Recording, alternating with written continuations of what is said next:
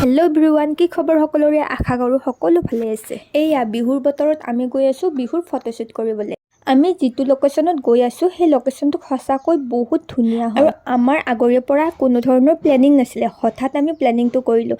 সেইবাবে দেখিছেনে দৌৰা দৌৰিকৈ কাপোৰযোৰ পিন্ধি নেইল পলিচ মই গাড়ীতে লগাই আছোঁ।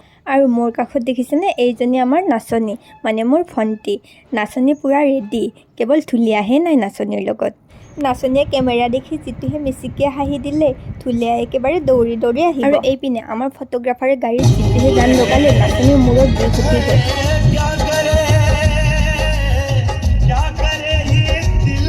নাচনীৰ হেনো গান শুনি মূৰৰ খোপাতেই খুলি গ'ল। এনেকৈয়ে আমি হাঁহি ধেমালিৰ মাজেৰে গৈ থাকিলোঁ। গৈ থাকোঁতে মাজবাটতে এই পথাৰখন দেখিলোঁ। বহুত দূৰলৈ মানুহৰ ঘৰ দেখিবলৈ নাপায়।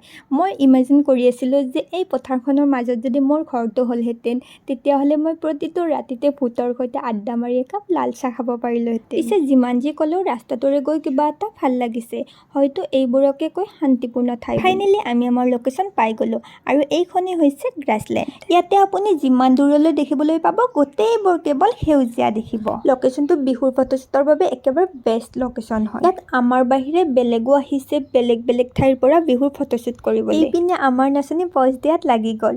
আৰু আমাৰ নাচনীৰ মেইন প্ৰব্লেমটো হৈছে কেমেৰা দেখিলে তাই নাৰ্ভাছ মাৰে। আৰু এইপিনে মই সিহঁতক অকণমান টাইমৰ বাবে ইগন'ৰ মাৰি প্ৰকৃতিৰ মনোমোহা দৃশ্য উপভোগ কৰাত লাগিলোঁ। সেউজীয়া ঘাঁহনিবোৰৰ ওপৰত শিমলুৰ বগা তুলিবোৰ পৰি দেখিবলৈ অকণমান বেছিকৈ শুৱনি কৰি তুলিছে। কিন্তু ইয়াৰ মাজতে কিছুমানে ইয়ালৈ খানা খাবলৈ আহি ঠাইখিনি লেতেৰা কৰি থৈ গুচি যায়। ভণ্টিৰ লাগতিয়াল ফটোখিনি লৈ লোৱা হোৱাত মোক মাতিলে। মইতো একেবাৰে পজ দিয়াত আৰু বেছিকৈ ভাল। পজ দিয়াত হওক বা নহওক, ময়ো দুখনমান ফটো উঠিকে ল'লোঁ। মই পিছে একেবাৰে চিম্পুলতে গৈছিলোঁ। তাৰপিছতে আমাৰ ভণ্টিয়ে এয়া ৰিলচ বনোৱাত লাগিল। তাই যিমান যি হ'লেও ৰিলচটো নেৰিব মুঠতে। তাই এটা গানতে 10 বাৰমান লাগিয়ে আছে, লিৰিক্সটো কেৱল পাহৰি যায়। আজি চবতে ইমানেই দৌৰা দৌৰি হ'ল যে তাইক কাপোৰখিনিও ভালকৈ পিন্ধাই দিয়া নহ'ল।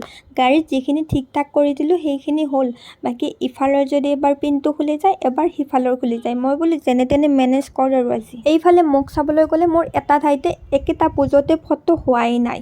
মোক দেখি দেখি তাই নিজে একেবাৰে ব'ৰ হৈ গৈছে। তাৰ বাবে এয়া মোবাইলৰ কেমেৰাটো উলিয়াই তাই কিবা কিবি আকৌ বনাই থাকিলে। এইপিনে মই ক'লোঁ আজিৰ বাবে মোৰ আৰু ফটো হৈ যাব, মোক আৰু ইমান বেছিকৈ ফটো নালাগে। এইপিনে ঠাইখিনিত মোৰ পিছপিনে দেখিছেনে এইবোৰ যে গছবোৰ আছে, এইবোৰৰ নাম কি নাজানো, জাও গছ নে কি, ভালকৈ নামটো নাজানো। আপোনালোকে যদি গছবোৰৰ নামটো জানে প্লিজ কৈ দিব। ঠাইখিনিৰ সকলো পিনে এই গছবোৰ বেছিকৈ আছে। এই গছবোৰৰ ওচৰত ফটো উঠিলে ফটোটো বহুত বেছি ধুনীয়া হয়। দেখিছে নহয় ইমান ধুনীয়া লাগিছে দূৰৰ পৰা। মই ইয়ালৈ এইবাৰ প্ৰথম আহিছোঁ। আগতে মই গম পোৱা নাছিলোঁ এইটো লোকেশ্যনৰ কথা। আমাৰ ঘৰৰ ওচৰত যে এটা ইমান ধুনীয়া লোকেশ্যন আছে। ফটো উঠি থাকোঁতে কেতিয়া আন্ধাৰ হ'বলৈ হ'ল গমকে নাপালোঁ। আন্ধাৰ হোৱাৰ আগে আগে আমি ইয়াৰ পৰা ওলালোঁ। গৰমত দেখিছেনে মুখৰ অৱস্থা একেবাৰে বেয়া হৈ গৈছে, আৰু তাইৰ মূৰৰ বিষ উঠিছে, সেইবাবে একেবাৰে গাড়ীতে খোপা খুলিয়ে ল'লে। আজিৰ ভিডিঅ'টোত এইখিনি আছিলে। ভিডিঅ'টো চাই যদি ভাল লাগিছে তেতিয়াহ'লে লাইক কৰিব, কমেণ্ট কৰিব, লগতে ভিডিঅ'টো শ্বেয়াৰ কৰি দিব।